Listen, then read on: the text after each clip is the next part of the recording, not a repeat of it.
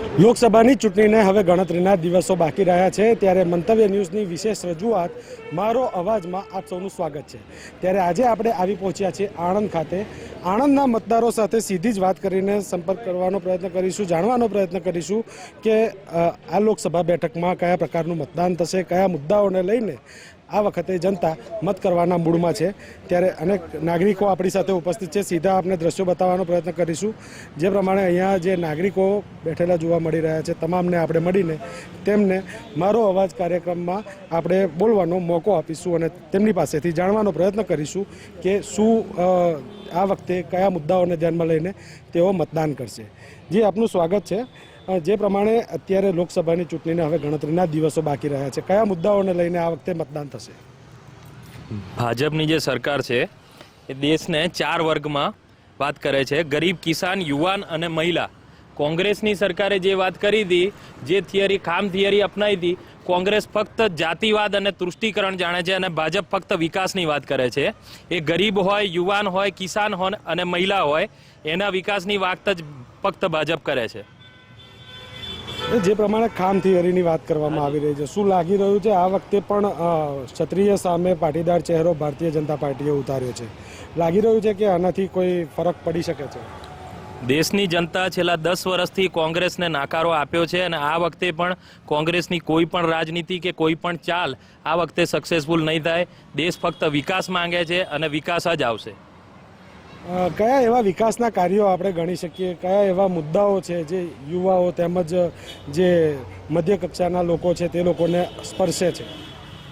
Startup ઇન્ડિયાની યોજના છે, મુદ્રા લોનની જે યોજના છે, યુવાઓ માટે યુવાન કૌશલની યોજના જે છે, પ્લસ કે દેશ આખાને જે આયુષ્માન ભારતના કાર્ડ મળ્યા છે, ઘરે ઘરે મફત અનાજ પહોંચ્યું છે, આયુષ્માન ભારત કાર્ડ છે, ઉજ્જવલા યોજના હેઠળ બાટલા મળ્યા છે મહિલાઓને, માતાઓને। જી, જે પ્રમાણે વાત કરવામાં આવે કે અત્યારે આરોગ્યલક્ષી સુવિધાઓ તેમજ યુવાઓ માટે પણ અનેક સુવિધાઓ ઊભી કરવામાં આવી રહી છે, ત્યારે આપણી સાથે અહીંયા એક ડૉક્ટર પણ ઉપસ્થિત છે। આપણે સીધા જ તેમને મળીને જાણવાનો પ્રયત્ન કરીશું કે તેઓ આ પરિસ્થિતિને કઈ રીતના જોઈ રહ્યા છે। જી ડૉક્ટર સાહેબ, આપનો પરિચય આપશો? મારું નામ ડૉક્ટર કૃતિક શાહ છે। મારી આણંદ ખાતે સાંઈ હોસ્પિટલ આવેલી છે અને હું ગુજરાત રાજ્યના મહામહિમ રાજ્યપાલ સાહેબ શ્રી દેવવ્રત આચાર્ય સાહેબની હેલ્થ પેનલમાં પણ મારી ફરજ બજાવી રહેલ છું અને પાછલા 18-20 વર્ષથી આણંદ ખાતે પ્રેક્ટિસ કરી રહ્યો છું। ડૉક્ટર સાહેબ, લોકસભાની ચૂંટણી આવી રહી છે, અત્યારે કયા પ્રકારની આરોગ્યલક્ષી સુવિધાઓ જે સરકાર દ્વારા આપવામાં આવી રહી છે, કયા પ્રકારની આ સુવિધાઓથી દર્દીઓને લાભ મળી રહ્યો છે, કેટલા દર્દીઓ આ પ્રકારના લાભો લેવા આવતા હોય છે, શું કહેશું? મારી દ્રષ્ટિએ મેડિકલ સુવિધામાં ઘણો સુધારો થયો છે અને અત્યારે સામાન્ય રીતે તમને કહું તો કોરોના કાળની અંદર દુનિયાના બધા બિઝનેસ, બધી ઇન્ડસ્ટ્રીઝ જબરજસ્ત રીતે તૂટી, જ્યારે માત્ર 2 જ ઇન્ડસ્ટ્રીઝ એવી રહી છે કે જેને અભૂતપૂર્વ પ્રગતિ કરી છે। એમાં એક છે મેડિકલ ને બીજી છે ડિજિટલ। મેડિકલની અંદર જોવા જઈએ તો કોરોના કાળમાં સાંસદ અમારા મિતેશભાઈ પટેલ સાહેબે જબરજસ્ત કામ કર્યું છે। અમે કોવિડમાં લગભગ એક દિવસમાં 100 પેશન્ટને જોતા હતા। ક્યારે પણ અમારો એક પણ ફોન બીજી ત્રીજી રિંગ સુધી ગયો નથી। ગમે તેટલા વાગે કોલ કર્યો, એમને વાત કરી છે, પૂરતો સપોર્ટ કર્યો છે, જરૂરી અમારી બધી જ રજૂઆતોને માન આપીને પૂરી પણ કરી છે।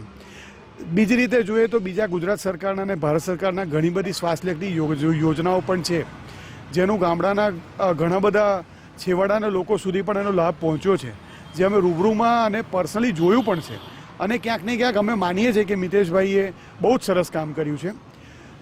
છેલ્લે અત્યારની અમારી પોતાની બઢતી સમસ્યા એ વાયોલન્સ અગેન્સ્ટ ડૉક્ટર્સ, કે જો આપને ખ્યાલ હોય તો કેરેલામાં એક અમારી ફિમેલ ડૉક્ટરનું એક પેશન્ટના ગ્રુપ દ્વારા મર્ડર કરી દેવામાં આવ્યું। એવા ઘણા બધા સંજોગો આણંદમાં પણ બનેલા છે ભૂતકાળમાં, પણ આ વખતે મિતેશભાઈએ અમારી આ રજૂઆતને બહુ જ ગંભીરતાથી લીધી અને આગળ પણ એમને વાત કરી અને અમારા આ પ્રશ્ન માટે એમને ખૂબ જ ઉદાર ભાવથી સમજી વિચારીને યોગ્ય તાત્કાલિક પગલાં લેવાનું પણ કામ કરેલ છે, જે અમારા ડૉક્ટરો માટે બહુ જ સંતોષકારક બાબત છે। દર્દીઓને સરકારની યોજનાઓ થકી લાભ પહોંચતા હોય એવી કઈ યોજનાઓ છે અને કઈ યોજનાઓનો સૌથી વધુ ઉપયોગ દર્દીઓ કરતા હોય છે? લગભગ બધી જ યોજનાઓ કહી શકાય, પણ આયુષ્માન યોજના જે છે એનો બહુ મોટા પ્રમાણમાં ઉપયોગ થયેલો છે અને લાભ લોકોને મળેલો છે। અમારી પાસે ઘણા બધા એવા પેશન્ટ છે કે જેમને ક્યાંક ને ક્યાંક આ યોજનાથી લાભ મળેલા છે. મા કાર્ડથી માંડીને ઘણા બધા એવા કિસ્સાઓ અમે જોયેલા છે કે જેની અંદર પણ ઘણા બધા લાભ મેડિકલી એ લોકોને મળેલા છે. જી, તે જ રીતના અત્યારે બીજી તરફ વિકાસની જો વાત કરવામાં આવે તો વિકાસને લઈને કયા પ્રકારની વિચારધારા ધરાવે છે આણંદની જનતા, તે પણ જાણવાનો પ્રયત્ન કરીશું. શું લાગી રહ્યું છે, વિકાસ થયો છે? વિકાસ ચોક્કસપણે થયો છે. આપણે સૌ જાણીએ છીએ કે આખા દેશની અંદર ધારો કે કરતારપુર કોરિડોર જોઈ લો, આપણું ધામ ઉજ્જૈન મહાકાલેશ્વર, એનો કોરિડોર તમે જોઈ શકો છો. આપણો છે બોમ્બેથી દિલ્હી હાઈવે, જે નેશનલ હાઈવે, જે આપણે આટલા વર્ષો પહેલાં આપણે 14 કલાકમાં આપણે દિલ્હી સુધી નહોતા પહોંચતા, તે અત્યારે બોમ્બેથી દિલ્હી 11 કલાકમાં પહોંચાડવાની વ્યવસ્થા આપણા મોદી સરકારની એમાં કરવામાં આવી છે. ત્યારબાદ જામનગરથી આપણે જોઈએ તો અમૃતસર સુધીનો પણ નવો રસ્તો જે મોદી સરકારની એમાં કરવામાં આવી રહ્યો છે અને એ ચાલુ પણ થઈ ગયો છે. આવા ઘણા બધા હાઈવેને લગતા પ્રશ્નો છે અને વિકાસના લગતા જોવા જઈએ તો નાના છેવાડા સુધી નાના માણસોને ઉજ્જવલા ધ્રુવ, આયુષ્માન કાર્ડ ધ્રુવ અને ઘણા બધા એવી ભારત સરકારની યોજના અને રાજ્ય સરકારની યોજનાઓ દ્વારા દરેકને નાના છેવાડા માણસને સારી રીતે આપણે મદદરૂપ કરી શકે એ રીતની યોજનાઓનો લાભ તેમને પણ અપાવ્યો છે. એટલે મોદી સરકારની આવી યોજનાઓ ઘણી બધી છે કે જે પબ્લિક રિલેટેડ છે. વિદ્યા સહાયકની યોજના જોઈ લો તો વિદ્યા બહેનોને પણ ઘણો બધો લાભ એવો સરકાર થ્રુ મળેલો છે. પછી પ્રધાનમંત્રી આવાસ યોજના તમે ધ્યાન રાખશો તો નાના લોકો માટે, ગરીબ વર્ગ માટે પણ એ લોકોએ બહુ ચોક્કસપણે એમને ધ્યાન આપ્યું છે. એટલે આવી ઘણી બધી સેવાઓનો લાભ મોદી સરકાર દ્વારા આપવામાં આવેલો છે અને આપણા જિલ્લામાં હોતે મિતેશભાઈ થ્રુ પણ એવા ઘણા આયુષ્માન યોજનાઓના કાર્ડ એમના થકી અને એમના ડિપાર્ટમેન્ટ થકી પણ ઘણી બધી જગ્યાએ ઘણા બધા નાના લોકોને પહોંચતા પણ કરવામાં આવ્યા છે અને એમણે પણ આખા જિલ્લાની અંદર બહુ સારું એવું કામ મિતેશભાઈ કર્યું છે. આપણે સૌ જાણીએ છીએ કે નાના વ્યક્તિનો એ સાધારણ રીતે સરળ રીતે જવાબ પણ એ સારી રીતે આપે છે અને કામ હોય કે ગમે તે રાતે ફોન કર્યો તો પણ અડધી રાતે એ ઊભા હોય છે. એવા આપણા આણંદ જિલ્લાના મિતેશભાઈ પણ આ જિલ્લામાં ખૂબ સારું એવું પ્રગતિનું કામ કર્યું છે અને સારા એવા વિકાસના કામો પણ એમણે કર્યા છે. જેમ કે આપણે જોવા જઈએ તો આપણે હવે નવો આખા એશિયામાં સારામાં સારો બ્રિજ જે ગણેશ ચોકડી આગળ બની રહ્યો છે. પણ ત્યારબાદ આપણા આગળ બોરસદ ચોકડીનો બ્રિજ જે નવો બન્યો, સિવિલ હોસ્પિટલનું જે આપણું કામગીરી જે છે એના માટેના જે ઘણા ટાઈમથી રજૂઆત હતી તે રજૂઆત પણ કરીને સિવિલ હોસ્પિટલ બનવા જ્યારે જઈ રહી છે. એટલે જિલ્લાની એવી ઘણી બધી વિકાસના કામો છે જે મિતેશભાઈ દ્વારા કરવામાં આવ્યા છે અને આગળ પણ ભવિષ્યમાં મને લાગે છે મિતેશભાઈ જેવા આપણી જોડે જોડાયેલા હશે ત્યાં સુધી આપણે સારા જિલ્લામાં સારામાં સારો વિકાસ થશે. હા, ટ્રેનનું નવીનીકરણ જે આપણે રેલવે સ્ટેશનનું નવીનીકરણનો પણ પ્રશ્ન હતો જે ઘણા સમયથી જે મિતેશભાઈના રજૂઆતથી કેન્દ્રની અંદર આ નવીકરણ રેલવે સ્ટેશનનું પણ આપણે નવું ઉદ્ઘાટન કરીને સારામાં સારું ભવ્ય રેલવે સ્ટેશન બને એવા પ્રયત્નો પણ મિતેશભાઈના રહ્યા છે. જી, ચોક્કસથી જે પ્રમાણે રોડ રસ્તા અને રેલવેની વાત કરવામાં આવી, અત્યારે એક યુવા આપણી સાથે ઉપસ્થિત છે. સીધા તેમને મળીને જાણવાનો પ્રયત્ન કરીશું. શું લાગી રહ્યું છે એજ્યુકેશન સિસ્ટમ ભારતીય જનતા પાર્ટીએ એમાં કયા પ્રકારના ચેન્જીસ કર્યા જે વિદ્યાર્થીઓના હિતમાં રહ્યા? વાત કરીએ તો 2014 પછી શિક્ષણ બાબતે કેન્દ્ર સરકાર દ્વારા ન્યૂ એજ્યુકેશન પોલિસી લાવવામાં આવી. ન્યૂ એજ્યુકેશન પોલિસીને લીધે આપણે જે મેકોલોનની જે શિક્ષણ પદ્ધતિ હતી તેનાથી બદલાઈને ભારતીય મૂળ જે વિદ્યા પદ્ધતિ હતી તે તરફ આપણે પાછા વળી રહ્યા છે. આજે વાત કરીએ તો વિદ્યાર્થીઓ ખાલી કોઈ એક્ઝામ્પલ કોઈ કોમર્સના વિદ્યાર્થીઓ તેને કોમર્સના જ વિષય ભણવાના હતા જે તે ટાઈમે, પણ ન્યૂ એજ્યુકેશન પોલિસીમાં પ્રાધાન્ય આપવામાં આવે છે કે એને કદાચ એને ઇન્ટરેસ્ટ બાયોલોજીમાં હોય તો પણ એ બાયોલોજીનો વિષય ભણી શકે છે. પછી છે અત્યારે પબ્લિક યુનિવર્સિટી એક્ટ. હવે ઉદાહરણ ગુજરાતની વાત કરીએ તો ગુજરાતની અંદર કોઈ વિદ્યાર્થી કચ્છનો હોય મૂળ અને અહીંયા ચરોતર કે આણંદની અંદર અભ્યાસ કરવા આવ્યો હોય, કોઈકના કોઈક કારણસર એને પાછું એના ઘરે જવું પડતું હોય તો એને બીજી યુનિવર્સિટીમાં પાછું નવું એડમિશન લેવાનું થાય, એનો પાછો નવો કોર્સ થાય. પણ આ જ્યારે પબ્લિક યુનિવર્સિટી એક્ટ જે ગુજરાત સરકાર દ્વારા રજૂ કરવામાં આવ્યું જેના કારણે વિદ્યાર્થીઓને ફાયદો એવો થયો કે એનું ભણતર કશે પણ વચ્ચે છૂટી ના જાય. એ જે અહીંયા આણંદની કોલેજમાં અભ્યાસ કરતો હોય એ પાછું એનું એ જ અભ્યાસક્રમ એ કચ્છમાં જઈને ભણી શકે છે. જેટલી પણ યુનિવર્સિટી છે એને કોમન કરવામાં આવી છે પબ્લિક યુનિવર્સિટી એક્ટ દ્વારા. બીજી વાત કરીએ તો અત્યારે એક યુવા તરીકે હું વાત કરું તો અત્યારે મને કોંગ્રેસ પાર્ટી છે તો એ અત્યારે થોડીક મને નેતૃત્વહીન પ્લસ એમનું જે પણ એમનું વિઝન છે એ થોડુંક કન્ફ્યુઝન જેવું લાગી રહ્યું છે. એક બાજુ પશ્ચિમ બંગાળની અંદર કોંગ્રેસ પાર્ટી અને કમ્યુનિસ્ટ પાર્ટીની ગઠબંધન ચાલે છે, તેલંગાણામાં એ લોકો ગઠબંધનમાં સરકાર ચલાવી રહ્યા છે. પછી જ્યારે એ જ કોંગ્રેસ પાર્ટી એમના જ નેતા રાહુલ ગાંધી કેરળની વાયનાડ સીટ ઉપર કમ્યુનિસ્ટ પાર્ટીની વિરુદ્ધમાં જ લડી રહ્યા છે. કેરળમાં અત્યારે વાત કરીએ તો communist party versus Congress party છે. એટલે કોંગ્રેસનું જ કશેક ને કશે સ્ટેન્ડ અમને વિચિત્ર દેખાઈ રહ્યું છે, કન્ફ્યુઝન વાળું છે કે કોંગ્રેસ પાર્ટી અત્યારે પોતે જ કન્ફ્યુઝ થઈ ગઈ છે કે એ કરે છે શું. સાથે વાત કરીએ તો હમણાં વર્તમાનમાં જ કોંગ્રેસના જે એક નેતા હતા સેમ પિત્રોડા, એણે લેલિન અને માર્ક્સની એક વિચારધારા જેવો એક વિચાર રજૂ કર્યો કે ભાઈ વિરાસત ટેક્સ, કે ભાઈ જો કોઈ વ્યક્તિનું મૃત્યુ થાય તો એની 55% મિલકત સરકારશ્રી લઈ લેશે. એવી આ વિચારો છે જે કમ્યુનિસ્ટ માનસિકતા ધરાવે છે કે લોકો પાસેથી એમની સંપત્તિઓ છીનવવાનો પ્રયત્ન આ એક માનસિકતાવાળી સરકાર કરી રહી છે. તો કોંગ્રેસ આવું જે રાજકીય સંગઠન એ આવું કરી રહ્યા છે. કદાચ અમને ડર પણ છે કે જે એમના અત્યારે કોંગ્રેસની અંદર જે કર્ણાટક છે, તેલંગાણા જેવી રાજ્ય સરકારો આવું કશો કોઈ ટેક્સ ના લગે એવો પણ લોકોમાં ડર છે. ભાજપના કયા મુદ્દાઓ છે કે જેને લઈને વિદ્યાર્થીઓ તેને સારી રીતના જોઈ રહી છે? ભાજપના એવા કયા નિર્ણયો? હું માનનીય નરેન્દ્ર મોદી શ્રીના સરકારના આવ્યા પછી જે મેં વાત કરી પહેલાં કે ભાઈ 2014 પછી જે ન્યૂ એજ્યુકેશન પોલિસી 2019માં સરકારશ્રી લાવી એનું એક સ્વાગત છે. શિક્ષણ માટે બહુ મોટો નિર્ણય લીધો હતો. સાથે સાથે વાત કરીએ તો વિવિધ મલ્ટીનેશનલ કંપનીઓ જેમ કે એપલ છે, માઇક્રોસોફ્ટ છે, એ લોકો પોતાના હેડક્વાર્ટર અત્યારે પોતાના મેન્યુફેક્ચરિંગ છે એ બધું અત્યારે ભારત તરફ આવી રહ્યું છે. એટલે યુવાને રોજગારની તકો મળી છે. લોકો બદલવાની જરૂર છે કે માત્ર સરકાર નહીં, સરકારી નોકરી નહીં પણ પ્રાઇવેટ નોકરી પર બાજુ પર ધ્યાન આપવું. એટલે રોજગાર બાબતે સરકાર ધ્યાન આપી રહી છે. જે પ્રમાણે અત્યારે નરેન્દ્ર મોદીની સરકાર ચાલી રહી છે, આગામી વર્ષોની અંદર કયા પ્રકારની રણનીતિ આ સરકારમાં આપ ઈચ્છી રહ્યા છો? યુવા તરીકે વાત કરી રહ્યો છું કે અત્યારે આપણે દેશ જોઈ શકીએ છીએ કે સરકાર એજ્યુકેશન, જીઓપોલિટિકલ બધી બાબતે વાત કરીએ તો એક ટાઈમ એવો હતો કે ભાઈ આપણો દેશ કોઈકના કોઈક દેશોની જેમ કે રશિયા છે, અમેરિકા એના દબાવ નીચે રહેતો હતો. અત્યારે આપણો દેશ જોઈ રહ્યા છે કે ભાઈ કેવી રીતે આખું ઇઝરાયલ હમાસનું યુદ્ધ ચાલી રહ્યું છે, રશિયા યુક્રેનનું યુદ્ધ ચાલી રહ્યું છે. પણ ભારતે પોતાનું સ્ટેન્ડ ક્લિયર રાખ્યું છે કે એ લોકો પહેલાં તો કોઈકને કોઈક વિચારધારા સાથે અમેરિકા છે કાં તો રશિયાના દબાવમાં રહેવું પડતું હતું. અત્યારે ભારત સ્વતંત્ર છે, પોતાના નિર્ણય પોતે લઈ શકે છે, પોતાના ઇન્ટરેસ્ટ પ્રમાણે, ભારતના ઇન્ટરેસ્ટ પ્રમાણે પોતે નિર્ણય લઈ શકે. ત્યાં વાત કરીએ તો જે તે ટાઈમે એવું હતું કે ભાઈ ગલ્ફ કન્ટ્રીઓથી લોકો બીતા હતા કે ભાઈ ઓઇલ બંધ થઈ જશે, XYZ વસ્તુ. હવે એ જ ગલ્ફ કન્ટ્રીઓની અંદર જે ઇસ્લામિક દેશો છે એની અંદર અબુધાબીની અંદર હિન્દુ મંદિર પહેલું બન્યું છે. ધાર્મિક સંપ્રદાયને ઇસ્લામ સિવાય બીજા કોઈ પણ ધાર્મિક સંપ્રદાયને પોતાના ધાર્મિક સ્થાન નથી, એમાં હિન્દુ મંદિર બન્યું છે. એટલે એક બાજુ દેશ પોતાનો વિરાસત પણ સાચવી રહ્યું છે અને વિકાસ પણ કરી રહ્યું છે. એટલે આગળની જે રણનીતિઓ છે મલ્ટીનેશનલ કંપનીઓ પર દેશમાં આવી રહી છે એ બાબત અમને બહુ પોઝિટિવ લાગી રહ્યા છે. ત્યારે અત્યારે આપણે જે ચર્ચા કરી રહ્યા હતા આણંદ લોકસભા બેઠક પર મતદારોનો અવાજ શું કહી રહ્યો છે તે જાણવાનો પ્રયત્ન કરી રહ્યા હતા. અન્ય પણ મતદારો અહીંયા ઉપસ્થિત છે, સીધા જ મળીને જાણવાનો પ્રયત્ન કરીશું. એક યુવા મતદાર આપણી સાથે ઉપસ્થિત છે. શું લાગી રહ્યું છે આ વખતે કયા મુદ્દાઓને લઈને યુવાઓ મતદાન કરવા જશે? આ વખતે આમ જોવા જઈએ તો અત્યારે યુવાઓ એમને વિદ્યાર્થીઓને, જેમ કે હું વિદ્યાર્થી છું તો વિદ્યાર્થીઓને શું ફાયદો થશે એ જોઈને આ વખતે વિદ્યાર્થીઓ અને યુવાઓ મતદાન કરવાના છીએ. ખાસ કરીને વિદ્યાર્થીઓ કયા હિતો જોઈ રહ્યા છે? એજ્યુકેશન સિસ્ટમને જોઈ રહ્યા છે, વિદેશની રણનીતિઓ જોઈ રહ્યા છે કે કયા પ્રકારના મુદ્દાઓ? જેમ તમે એજ્યુકેશનની વાત કરી તો અત્યારે સરદાર પટેલ યુનિવર્સિટી છે, જેમ રોજગારની વાત અત્યારે આપણે કરીએ, બધા લોકો એમ કહે છે કે રોજગાર નથી, આ નથી, નોકરી નથી મળતી. તો યુવા તરીકે એક મારું કહેવું એવું છે કે રોજગાર નથી એ વસ્તુ ખોટી છે. અત્યારે સરદાર પટેલ યુનિવર્સિટી છે એ 2.5 લાખ સુધીની ગ્રાન્ટ આપે છે, જે લોનને ગ્રાન્ટ આપે છે, જે વિદ્યાર્થીને પોતાનો સ્ટાર્ટઅપ કરવું હોય તો એની માટે એ કામમાં આવે. અને જેમ તમે વાત કરી વિદેશની, અત્યારે હમણાં ટૂંક સમય પહેલાં આપણે જોયું કે રશિયા યુક્રેનનું યુદ્ધ ચાલુ હતું.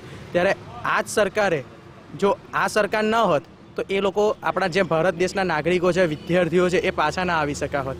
પણ આ સરકાર દ્વારા 2 દિવસ યુદ્ધ રોકાવવામાં આવ્યું અને વિદ્યાર્થીઓને, નાગરિકોને પરત લાવવામાં આવે. ત્યાર પછી એ યુદ્ધ પાછું ચાલુ થયું હતું, જેમ આપણને બધાને ધ્યાનમાં છે. તો આ સરકારને લીધે એ પણ વધારે એક ફાયદો આપણને જોવા મળી રહ્યો છે. આ બધું જોઈને યુવાઓ મત આપશે આ વખતે. બીજું કે જ્યારે એજ્યુકેશન પૂરું થતું હોય, રોજગારની કારકિર્દી શરૂ કરવાની વાત આવતી હોય ત્યારે કોઈ પ્રકારે અડચણો ઊભી થતી હોય છે કે કેવી રીતના, શું લાગી રહ્યું? આમ જોવા જઈએ તો થોડીક તકલીફ રહેતી હોય છે, કારણ કે બધા જ લોકો 50% સદ્ધન નથી હોતા. પણ એના માટે જ મેં તમને વાત કરી કે સરદાર પટેલ યુનિવર્સિટી છે એ 2.5 લાખ સુધીની ગ્રાન્ટ આપે છે, જે વિદ્યાર્થીઓને રોજગાર, પોતાનો ધંધો ચાલુ કરવા માટે. એ સિવાય બીજા વિદ્યાર્થીઓને આ બાબતે કોઈ લાભ મળી શકે ખરો? હા, બધા વિદ્યાર્થીઓ માટે છે. જે લોકો ભણતા હોય છે, જે લોકો ભણતા હોય છે એમની માટે સ્વતંત્ર છે, જે પોતાનો આઈડિયા લઈને જાય યુનિવર્સિટીમાં અને એમને 2.5 લાખ મળે છે. જી ત્યારે અન્ય એક યુવા મતદાર આપણી સાથે ઉપસ્થિત છે, સીધા તેમને મળીશું, જાણવાનો પ્રયત્ન કરીશું. ફર્સ્ટ ટાઈમ વોટિંગ કરવાના છો? જી, શું લાગી રહ્યું છે, કયા વિષયો ધ્યાનમાં લઈને કરશું? હું એક તો વિદ્યાર્થી છું પહેલાં, તો વિદ્યાર્થીના રીતે કહીશ તો આપણા આજના એજ્યુકેશન સિસ્ટમ બહુ આગળ વધી ગયું છે. આપણા નવા યુનિવર્સિટી છે, જેવો Gyandhenu university, central university of Gandhinagar ને બીજું નેશનલ ફોરેન્સિક યુનિવર્સિટી, એ ધીરે ધીરે નેશનલ ટુ ઇન્ટરનેશનલ જાય છે. અમે અત્યારે ઘરમાં બેઠા બેઠા અમે ઇન્ટરનેશનલ કોન્ટેક્ટ કરી શકીએ કે અમારે કોઈ જગ્યાએ ઇન્ટર્નશીપ લેવું હોય કે કઈ જગ્યાએ જોબ જોતું હોય તો અમે એ જગ્યા અમે ટ્રાય કરી શકીએ કોઈ બી જગ્યા. ને આજના જે મિડલ ક્લાસ પરિવાર હતું, મિડલ ક્લાસ ફેમિલી કે પુઅર ફેમિલી હતું, એ પહેલાં વિચારતા હતા કે આપણે ભણતર કઈ રીતે થાય, આપણું એજ્યુકેશન સિસ્ટમ કઈ રીતે થાય, એજ્યુકેશન કઈ રીતે કરશું. પણ આપણા ભાજપ સરકાર આપણને આ રીતે સપોર્ટ કરે છે કે અત્યારે મિડલ ક્લાસ ફેમિલીને જે ગરીબ પરિવાર છે એ બી ભણી શકે છે, બધી રીતે વિચારી શકે છે. આ સાથે જ જ્યારે નવા વ્યવસાયો શરૂ કરવાના હોય છે ત્યારે તેને લઈને પણ અનેક લોનોની સુવિધાઓ સરકાર દ્વારા આપવામાં આવતી હોય છે, તો એ સુવિધાઓને કેવી રીતે? લોન તો એજ્યુકેશન લોન આવે, એટલા બધા લોન આવે. 2014ના પહેલાં એવું કંઈ હતું નહીં સાફ. 2014 પછી અમને એવું બહુ બધી સ્ટુડન્ટ લોન મળે છે, પછી નોકરી માટે એ બધું લોન મળે છે.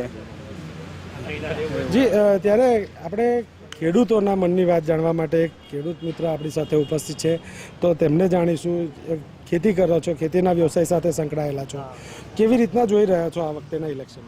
આ વખતના ઇલેક્શનમાં એવું છે કે આપણા પીએમસી નરેન્દ્રભાઈ મોદી સાહેબ ખરા, તેમણે 2014માં આવ્યા પછી એક કિસાન નિધિ યોજના કરી હતી, જેમાં દરેક ખેડૂત, જે નાનામાં નાનો ખેડૂત હોય, એને વર્ષમાં 6,000 રૂપિયા તેમના ખાતામાં પડે. સૌથી પહેલું તો સરકારે એવું કર્યું કે દરેક જણ નાનામાં નાના વ્યક્તિઓ હતા એમને ખાતા ખોલીને આપ્યા, કે કોઈના ખાતા જ નહોતા. સૌથી પહેલી વાત તો સૌથી મોટી એ છે કે નાનો માણસ હોય પણ ખાતું જ ના હોય તો એને પૈસા ક્યાંથી મળે. એ નાનો માણસને પહેલાં તો ખાતા ખોલી આપ્યા, અને એ ખાતા ખોલ્યા એટલે ડાયરેક્ટ સરકાર દ્વારા જે કંઈ સહાય થતી હતી એ ડાયરેક્ટ એના ખાતામાં પડતી થઈ. જ્યારે પહેલાં સરકાર હતી ત્યારે પૈસા આપતી હતી ને ત્યારે રોકડા અથવા કોઈ અનાજ જેવું આપતી હતી, પણ એ ખવાઈ જતું હતું. ડાયરેક્ટ જે માણસ નાનો હોય એને ત્યાં પહોંચતું જ ન હતું. જ્યારે અત્યારે પહેલું સરકારે એવું કામ કર્યું કે સૌથી પહેલાં તો ખાતા ખોલી આપ્યા, અને ખાતા ખોલીને આપ્યા એટલે ખાતામાં સીધા એમના ખાતામાં દર વર્ષે 6,000 રૂપિયા કિસાન નિધિના પૈસા પડે છે. જ્યારે પહેલાંની સરકારમાં કોઈ પણ જાતના આ રીતે પૈસા આપવામાં આવતા ન હતા. બીજું કે MSP, બરાબર, તો MSPમાં અત્યારે આપણા જે અનાજ થાય છે, ઘઉં છે, ચોખા છે, જે કંઈ છે, જ્યારે પહેલાંના 2014થી 2024માં એટલે 23-24ની અંદર જે પાકો છે, ધારો કે ચોખા છે, ઘઉં છે, તો 850થી 900 રૂપિયા સુધીના પ્રતિ ક્વિન્ટલ એમને સહાય વધારે મળી છે, વધારો થયો ક્વિન્ટલમાં. એવું નથી, લોકો એવું કહે છે કે કોંગ્રેસની સરકારમાં કે ભાઈ MSP નથી વધી, આ છે તે છે, પણ એવું કોઈ છે જ નહીં. તમે સરવાળે સરેરાશ ગણો તો વધારો તો થયેલો જ છે, એમાં કોઈ ચાન્સ જ નથી કે નથી. ઓલ ઓવર તમે જુઓ સરકારમાં ચાન્સ તો છે જ, અને વધારો તો થયેલો જ છે. ત્રીજું છે કે આપણે નાના ખેડૂતો છે જે ખેતી કરે છે, પશુપાલન કરે છે, તો એમના માટે સરકારે એવી યોજના કાઢી છે કે દેશી ગાયો, જો તમે દેશી ગાયોનો ઉછેર કરો અને દેશી ગાયોનો ઉછેર કરશો ને તો એમાં તમને એક ગાય દીઠ 900 રૂપિયાની સહાય આપવામાં આવે છે. એમાં તબેલા કરો, તમે કોઈ જર્સી ગાયોના બી કરો છો, એમાં બી આપે છે. એવું નથી કે દેશી ગાયોમાં, પણ દેશી ગાયોનો ઉછેર એટલે કરવાનો છે કે આપણી સરકાર દેશી ગાયોને પ્રાધાન્ય આપે છે, અને પ્રાધાન્ય આપે છે એને કારણે આપણે વિકાસ થાય. અને એ જ દેશી ગાયોનું મૂત્ર છે, ગૌ છે, એનું પણ આપણે વૈજ્ઞાનિક ઢબે, રાસાયણિક ઢબે એને દવામાં ઉપયોગ કરી શકાય છે. અને ગોબરનો પણ એનો ગેસ ઉત્પન્ન કરી અને ચૂલા તરીકે રાંધણ ગેસમાં ઉપયોગ કરવામાં આવે છે. એટલે ખેતીમાં તો ઘણા બધા ઉપયોગ છે, ઘણી સહાયો કરી છે સરકારે, અને યોજનાઓ બી એટલી બધી ઘણી કરી છે કે તમે જુઓ તો ઓછામાં ઓછી 200-300 યોજનાઓ નાના ખેડૂતોના માટે મૂકેલી છે. એટલે સરકારે જે સહાયો આપી છે ખેતી માટે, એ તો તમારે વિકાસ માટે કોઈ ચાન્સ જ નથી કે ના હોય આવું. ખેડૂતોની લોન બાબતે શું કહેશો, જે ક્રોપ લોન આપવામાં આવતી હોય છે સરકાર દ્વારા? ખેડૂતોને બેંક થ્રુ ક્રોપ લોનો આપવામાં આવે છે. એમાં ક્રોપ લોનમાં એવું હોય છે કે પોતાની નકલ આપવાની હોય, 7-12ની નકલ, 8 આનો ઉતારો, અને એ બાબતે એમને 1 એકર 2 એકર એ રીતે ગુઠા હોય, એમને એકર હોય જમીન, અને એની પર 2.5 લાખ 3 લાખ 4 લાખ એ રીતે સહાયો આપવામાં આવતી હોય છે. અમુક ખેડૂતોને 1 લાખ જોઈતી હોય તો 1 લાખ આપે છે. મિનિમમ 3 લાખથી ઉપર સહાય અત્યારે ક્રોપ લોનમાં આપતા હોય છે. અને જે તે નાની નાની બેન્કો છે અને એમાં એ ખાતા ખુલ્યા છે એટલે મળી શકે છે. જો ખાતા જ ના ખોલ્યા હોત સરકારે તો આ સહાય મળતી જ ના હોત, કારણ કે સમા એના ખાતામાં પૈસા પડત. એટલે પહેલું ખાતા ખોલ્યા અને ત્યારબાદ આ લોનોની સહાયો ચાલુ કરી, અને એ લોનોની સહાયને કારણે આજે ખેડૂતો, નાના ખેડૂતો વિકાસ પામી રહ્યા છે, પોતાના ધંધો રોજગાર કરી શકે છે અને વિકાસને લીધે સારા વિકાસ થયા છે. ત્યારે અન્ય મતદારો પણ આપણી સાથે ઉપસ્થિત છે. સમયનો થોડો અભાવ છે એટલે આપણે થોડીક ઝડપી વાત કરીશું. શું લાગી રહ્યું છે, કયા વિષયોને લઈને આપ મતદાન કરશો? પહેલું તો 500 વર્ષના ઇતિહાસની અંદર આજે 500 વર્ષથી જે ભારત દેશ રાહ જોતું હતું, રામચંદ્રજી ભગવાનના મંદિરની અયોધ્યાની અંદર આજે મોદી સાહેબ 2014માં આવ્યા પછી રામ ભવ્ય મંદિર બન્યું અયોધ્યાની અંદર, એ ભારત દેશમાં સૌથી ગૌરવની વાત છે. હર એક હિન્દુસ્તાનીના ગર્વની વાત છે. બીજો મુદ્દો કે આપણો ધર્મ, આપણા હિન્દુ મંદિર આજે અરબ કન્ટ્રીની અંદર બાંધ્યું, જે BAPS સ્વામિનારાયણ સંસ્થા દ્વારા બાંધવામાં આવ્યું છે, એનાથી મોટી ગર્વની વાત આ ભારત દેશ માટે ના હોય. આપણે તો ગર્વથી કહેવું જોઈએ કે હું ભારતીય છું, અને એ મોદી સાહેબના લીધે. જી, આ મંદિરનો પણ ક્યાંક ને ક્યાંક જિક્ર કરવામાં આવી રહ્યો છે. શું લાગી રહ્યું છે આ વખતેનું મતદાન કયા મુદ્દાઓને ધ્યાને લઈને કરવાનું છે? અર્થતંત્ર છેલ્લા મોદી સાહેબના શાસનકાળમાં છેલ્લા 10 વર્ષમાં ભારત દેશ 11મા સ્થાનેથી 5મા સ્થાને અત્યારે આવી ગયું છે.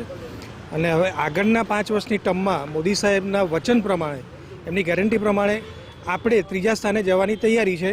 અને ભવિષ્ય આપણું વિશ્વ સ્તરે ભારત દેશને બુલંદી પર લઈ જવાનું એમનું સપનું છે, એ મોદી સાહેબ સાકાર કરશે એવી એમને જનતાને ખાતરી છે. જી, ત્યારે અન્ય પણ એક મતદાર આપણી સાથે ઉપસ્થિત છે. શું લાગી રહ્યું છે, કયા વિષયોને ધ્યાનમાં લઈને મતદાન કરશો? કોઈ પણ વ્યક્તિ મતદાન કરવા જાય તો 3 બાબતોને અવશ્ય ધ્યાનમાં લેતો હોય છે: શિક્ષણ, આરોગ્ય અને રોજગાર. તો સરકારે કરેલા કાર્યો કે શિક્ષણ ક્ષેત્રે કરેલા કાર્યો, તો ઘણા બધા યુવાનો એવા હતા જે ઓપન કેટેગરીમાં આવતા હતા, જેમને આર્થિક રીતે ભણવાની અંદર તકલીફ પડતી હતી. તો એવા માટે ભાજપ સરકાર દ્વારા યુવા સ્વાવલંબન યોજના ચાલુ કરવામાં આવી, અને યુવાઓને એના થકી સારામાં સારું ભણતર મળી એવા પ્રયત્નો કરવામાં આવ્યા. સાથે સાથે જોવા જઈએ તો હેલ્થની બાબતે ઘણા બધાએ વાત કરી. આયુષ્યમાન ભારત કાર્ડ યોજના દ્વારા આણંદની અંદર 84 લાખ લોકોએ એક જ મહિનાની અંદર લાભ લીધો છે. એવા મોટા રેકોર્ડ પણ સર્જાયા છે કે જે યોજનાનો લાભ છેક નીચેના છેવાડાના વ્યક્તિ સુધી પહોંચેલો છે. સાથે સાથે રોજગારની વાત કરીએ તો સરકાર દ્વારા ઘણી બધી પ્રાઇવેટ કંપનીઓ કે જેવી ટેસ્લા છે, એપલ છે, આવી બધી કંપનીઓને ઇન્ડિયાની અંદર લાવવામાં આવી કે જેથી કરીને ભારતની અંદર યુવાનો જે ભણે છે, પોતાનું જે સ્કિલ ડેવલપ કરે છે, એ સ્કિલનો ઉપયોગ ભારતમાં જ કરી શકે. સાથે સાથે સરકાર દ્વારા અત્યાર સુધી આપણા દેશની અંદર ડિફેન્સના જે સાધનો આવતા હતા, એ બધા સાધનો ઇમ્પોર્ટ કરવામાં આવતા હતા કે જેના કારણે વૈશ્વિક લેવલે મજબૂત જે દેશો છે, અમેરિકા છે ને એ બધા, એ દેશો પોતાની ઇન્કમ ઊભી કરતા હતા. આજે ભારત એક એવું પોતાનું આત્મનિર્ભર બન્યું છે કે ડિફેન્સના સાધનોનું ઉત્પાદન કરીને અત્યારે ભારત જોડે ઓર્ડરો પણ આવી ગયા છે. અને સાથે સાથે ભારત આર્થિક રીતે એને કારણે વધારે પડતો મજબૂત બની રહ્યો છે. અને જે ડિફેન્સના સાધનોની આયાત કરવી પડતી, એની જગ્યાએ આજે નિકાસ કરતું થયું છે.